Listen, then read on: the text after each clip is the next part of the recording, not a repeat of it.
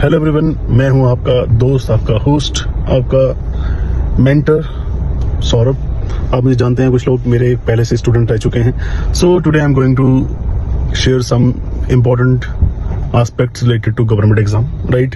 और मैं कहीं ना कहीं आपको कुछ एक स्ट्रेटजी भी बताऊंगा, प्लानिंग बताऊंगा कि आपको क्या करना चाहिए। आपने हाल ही में देखा यूपीएससी का एग्जाम जो था काफी ज्यादा, हम कह सकते हैं कि डिफिकल्ट लेवल का था, पैटर्न से अलग था। तो उससे काफी ज्यादा लोग जो थे वो मेरे को मैसेज भी कर रहे थे कि सर जो आपने पढ़ाया वो आया नहीं, राइट। जो आप बताते थे कि इतने क्वेश्चन आते हैं, पॉलिटी से इतने आते हैं, ज्योग्राफी से इतने आते हैं, हिस्ट्री से इतने क्वेश्चन आते हैं, बट लेंथी पेपर भी था। एंड कुछ तो इतने ज्यादा डिमोटिवेट हो गए हैं, वो कह रहे हैं कि हमने तो प्रिपरेशन करनी नहीं है, हम तो प्रिपरेशन छोड़ रहे हैं। देखिए, एक बार अगर एग्जाम ऐसा आ रहा है तो ऐसा जरूरी नहीं कि आपके नेक्स्ट जो अटेम्प्ट्स हैं उसमें भी ऐसा रहेगा। तो आपको जो है कहीं ना कहीं अपनी स्ट्रेटजी को थोड़ा सा चेंज करने की जरूरत है, आपको और ज्यादा पुश करने की जरूरत है। मैं आपको ये जरूर यहाँ पे सजेस्ट करने वाला हूँ कि आपको सिर्फ और सिर्फ यूपीएससी को ही फोकस नहीं करना चाहिए, आप स्टेट पीसीएस के लिए भी तैयारी कर सकते हैं।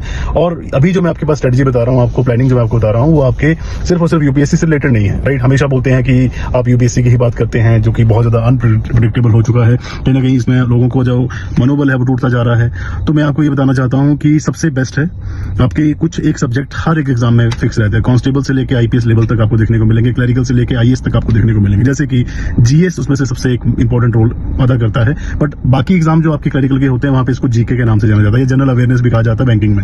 सो सबसे पहले आपको करंट अफेयर्स पढ़ने की जरूरत है। साथ साथ में अगर आप न्यूज़पेपर पढ़ते हैं तो इससे आपकी वोकैबुलरी, ग्रामर, इंग्लिश, आपकी जो कम्युनिकेशन स्किल्स है काफी ज्यादा डेवलप हो जाएंगी। उसी के साथ आपके पास एक जो मेथड आता है that is reasoning and mathematics. ये हर एक एग्जाम में देखने को मिलेगा आपको, चाहे आप एकेडमिक पेपर दे रहे हैं, बीएड का एंट्रेंस दे रहे हैं, चाहे आप नेट का एंट्रेंस दे रहे हैं, चाहे स्टेट एलिजिबिलिटी टेस्ट दे रहे हैं, सब जगह पे आपको मैथ्स, रीजनिंग, इंग्लिश ये देखने को मिलेगा। साथ साथ में जनरल अवेयरनेस तो एक आपका अलग से ही पार्ट बन जाता है। तो इसलिए मैं आपको ये जरूर गाइड करूंगा कि आपको 2 घंटे जीएस के लिए देने हैं, या जीके जो आपका रहता है, जनरल अवेयरनेस जो आपकी रहती है, depending upon your exam need, इसके अलग अलग नाम हो सकते हैं, राइट। तो आपको उसके लिए 2 घंटे देने हैं। करंट अफेयर के लिए आपको पढ़ना है, करंट अफेयर के साथ साथ में आपकी इंग्लिश भी इंप्रूव होगी न्यूज़पेपर के साथ में।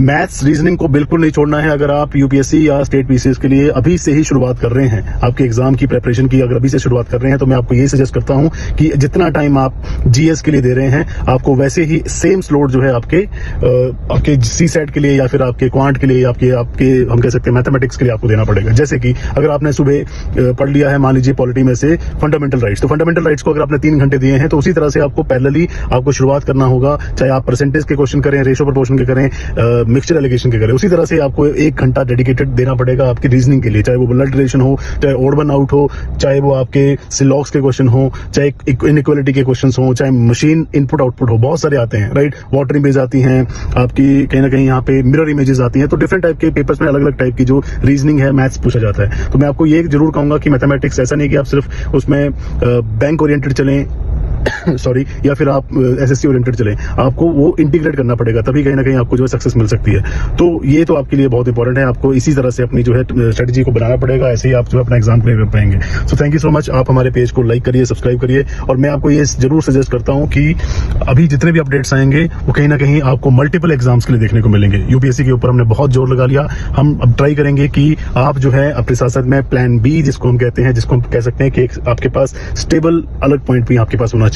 अगर आपका टीचिंग में इंटरेस्ट है, एकेडमिक्स में जा सकते हैं। अगर बैंकिंग में है, एसएससी में है, डिपेंडिंग अपॉन योर ओपिनियंस, आप कमेंट कर सकते हैं। Depending upon your comments, depending upon your inputs, will try कि आपको हम रिस्पॉन्ड करें, आपके कमेंट्स को भी हम यहाँ पे रिप्लाई करें, और उसी के ऊपर जो है आगे चलकर हम एक कोई ना कोई स्ट्रेटेजी बनाएंगे, जिसमें मैं आपको जरूर कहूंगा बार बार एक ही चीज कि रीजनिंग मैथ्स को शुरू से ही शुरू करें। अगर आपने स्टेट पीसीएस की तैयारी की है, एसएससी की तैयारी की है, मैथ्स, रीजनिंग आपको बहुत जरूरी है, राइट। जिनमें चाहे क्वालिफाई भी करना है, तब भी आपका इतना ज्यादा मैथ्स स्ट्रांग होना चाहिए कि अगर आपके पास 100 क्वेश्चंस हैं मैथ्स और रीजनिंग के, तो लगभग 60 to 65% जो है आप उसमें से सॉल्व कर पाएं। जरूरी नहीं कि 33% पे ही आपको आना है, राइट। 50% तक की तैयारी करेंगे तब 33% आएंगे। So thank you so much.